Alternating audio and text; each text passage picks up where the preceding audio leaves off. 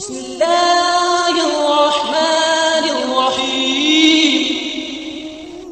حضرت ابو ہریرہ رضی اللہ تعالیٰ عنہ سے روایت ہے، نبی صلی اللہ علیہ وسلم نے فرمایا، جب تم میں سے کوئی نیند سے بیدار ہو تو اپنا ہاتھ وضو کے پانی میں نہ ڈالے حتیٰ کہ اسے 3 دفعہ دھو لے، کیونکہ تم میں سے کوئی نہیں جانتا کہ اس کے ہاتھ نے رات کہاں گزاری ہے، یعنی رات بھر کہاں کہاں لگتا رہا ہے۔ حضرت حذیفہ رضی اللہ تعالیٰ عنہ سے روایت ہے کہ اللہ کے رسول صلی اللہ علیہ وسلم رات کو نیند سے اٹھتے تو اپنے دہن مبارک کو مسواک کے ذریعے سے صاف فرماتے۔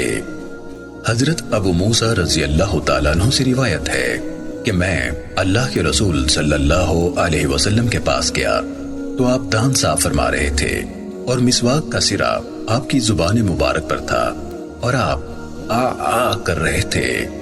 حضرت ابو موسیٰ رضی اللہ تعالیٰ عنہ سے روایت ہے، انہوں نے کہا، میں نبی صلی اللہ علیہ وسلم کے پاس آیا جبکہ میرے ساتھ 2 اشعری اور بھی تھے، ایک میرے دائیں تھا اور دوسرا میرے بائیں، اور اللہ کے رسول صلی اللہ علیہ وسلم مسواک فرما رہے تھے۔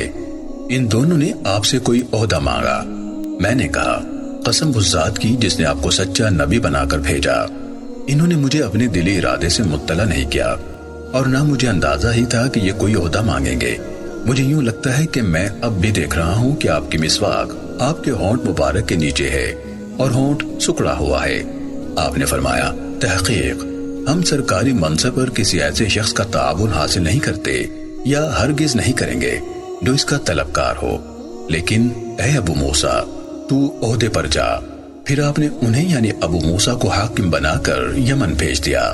پھر آپ صلی اللہ علیہ وسلم نے ان کے پیچھے حضرت معاذ بن جبل رضی اللہ تعالیٰ عنہ کو بھی بھیج دیا۔